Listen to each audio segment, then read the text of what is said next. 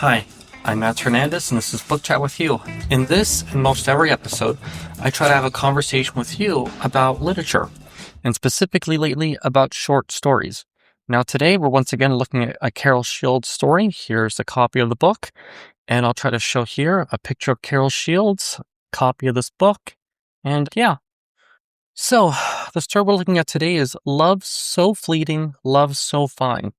Now, I've been reading a lot more short stories for my online classes, and even though I believe in literature and I can ramble on for quite a while, it is burning my brain to be reading as much as I have been lately, a lot of short stories, but we'll just do Carol Shields again, because let's do it. So, Love So Fleeting, Love So Fine. I was told that in the last time I did not summarize a story with one of my classmates online. It told me that, so let me try to summarize this really fast. We have a unnamed, I want to say narrator, but though the story's in third person, I mean, it's getting right into the thoughts of the main character. It's so much so, it is almost first person. And this story is just a guy goes to work, he's at home, goes to work again, but his mind is on three women he's never even seen. And there's just an infatuation with him, with his imagination. That's really all the story is. And I mean, I began thinking with this story, especially with my online classes, is Carol Shields really like great at this craft? Am I choosing the right author to have called one of my favorite authors and to focus on? But this story kind of shows that she is, because how does one devote, how many pages? This is 5 pages, 6. I guess you can say 6 pages. I guess how does one devote 6 pages to just the rambling, ranting thoughts of a man who's sort of enamored with women that he doesn't even know what they look like? And so in this time looking at it, it will be one of the times where instead of I read a page or two or large paragraphs, instead I'm just going to do as I often do, my excessive use of a highlighter. And I'm going to show you what I mean as we go through this. I'm going to just read a line and give a few thoughts, and then you'll kind of see what I mean with this. And it actually does show that she's pretty darn skilled. I'm gonna make myself look quite silly as I go over this, but I think she captures. I don't think the syntax is of a man's mind. And though I have a class on linguistics and I really suck at this, but I'm kind of learning a little bit about how to capture that a little bit. Not very well, but I'm kind of getting a little bit. The syntax does feel still kind of feminine, but the thoughts, it does feel like a man's thoughts about like just thinking about, oh, that woman at that shop or that woman at that place was attractive or something like that. I think she kind of captures that through a man's thoughts, even if the syntax is a bit off. But it's such an exaggeration because he doesn't even know what these people look like. Okay, let me start going over some lines here. Love so fleeting, love so fine. Wendy is back, the sign said. It's caught his eye. So right there, sees a sign. Where does he see the sign? Window of an orthopedic shoe store. So he sees a sign on his way to work. That's it. And then it gets over 2 pages of just his rambling thoughts. And so on. And another line. He passed it one morning on his way to the office. Then, one paragraph, one line. Who is Wendy? Where has she been? Why is she back? And then, at the end of another paragraph, the question was why. So what? So I guess inside of this community, he starts to speculate. And this is really funny. And I have to tell myself not to do this. In short stories, you have to do this a lot, right? And I believe we can apply this in real life. And some people might be annoyed at me saying that and stuff, but no, I believe that we can learn quite a bit from literature about people, about, each other. But there's a point of ridiculousness at times, right? Where we try to extrapolate from a single sentence. And gosh, my wife and I would do this so much just recently. Just a single detail about somebody, you know? I grew to not like somebody recently because I kind of asked him something and then he just, and I could already see this a bit with our relationship. And then he just gives me like a 6 sentence thing back. And it's just, I can't say it here though. I can't say it. So here, It was so easy to see that her popularity with customers was established. Might even refer to it as phenomenal.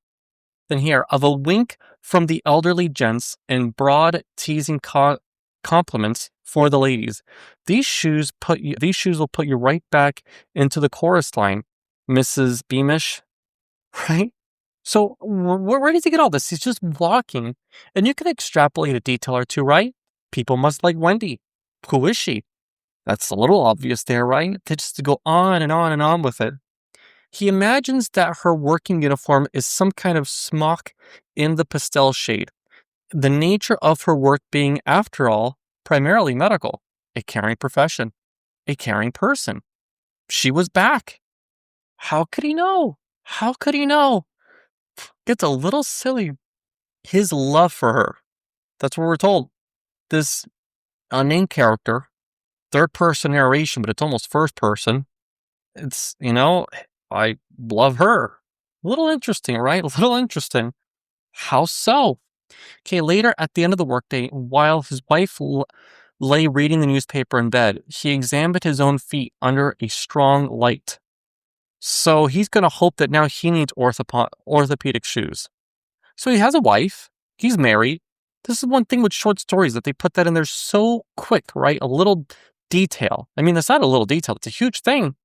And he's just mind is wandering wherever else. And now he's going to hope that he needs these shoes, right? He had come because of his ulterior motives, namely love. What love? What love? I mean, we don't know what his relationship's like, but his wife's not badgering him. She's just reading a newspaper. Standing in line at a bakery on 41st, who were ordering a farewell cake for a friend. What would you like written on top? Okay, so in this part, it's another time that he's done this. So people are getting a cake for somebody. He's there. And then it says, "So long, Lois." "So long, Lois" is written on the cake. The pink icing on a farewell cake spelled out. Something get forced to move on her problem that might be a professional or personal. So now he's remembering what his thoughts were. He's remembering thoughts that he assumed might have been facts about somebody just based on a cake saying, "So long, Lois."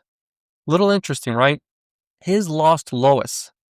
Now it goes a little bit to a different woman he's been enamored with, and all he has is a name.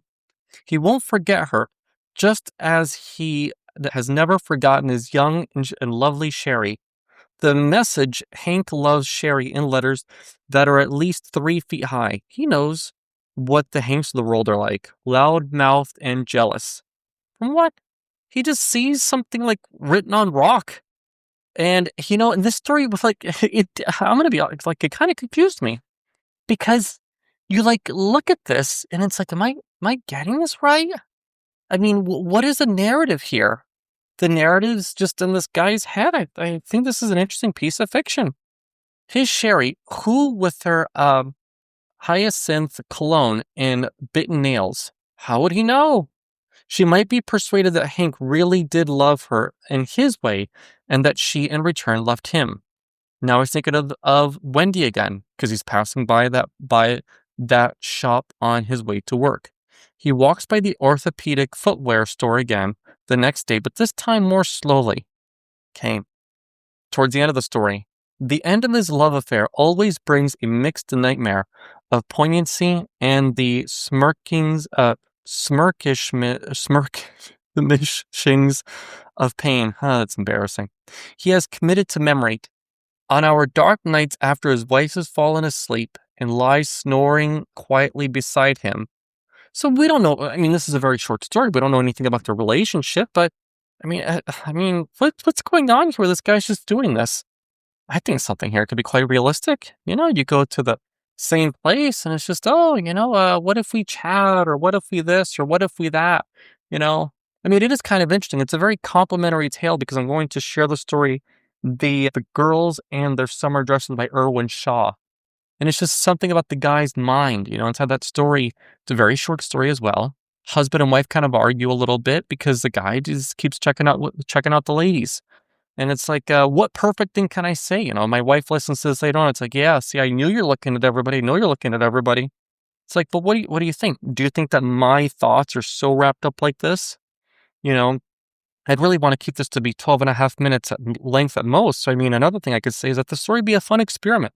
How could you write this as the woman's perspective, where you write about this guy and he's kind of going there and he's kind of like smiling at you, and then you're like, oh, a little weird, but whatever. He comes in here for his orthopedic shoes or his coffee, his ice cream, his bagels or something, and then so one could have a little writing experiment with this, and then how could you copy this model for something else? But I don't know. I mean, is this a guy's thoughts? Is this a guy's thoughts? I'm a little afraid to say a super strong yes. I had one podcast episode so far where I'm going to get out of my comfort zone and give a kind of a stronger opinion. Not 100% strong, but still a little bit out of it. It's just like, should I have done that? But I do think this is a fun story. And, I think Carol Shields found a kind of guy's perspective a little bit, but she really exaggerated it. The guy doesn't know what these women look like. And if I am mistaken, you kind of see it a little sentence here, something I kind of missed. But there's something kind of fun with that, right? How do you take that just a pinch further and make it comical? And it is comical, once you kind of get past the strange narration in which we're being told all about this woman, Wendy, but then it's all in this guy's imagination. And yes, we can sometimes extrapolate something, right? But maybe sometimes when somebody calls off work sick, maybe sometimes they are just sick, Maybe sometimes when somebody says they have an issue, that is that issue, and it is the plain words of it, and what are we going to do to extrapolate so much? So I think this is a fun story, and yeah, have a wonderful day, and I'd love to hear from you about it. Thank you. Bye.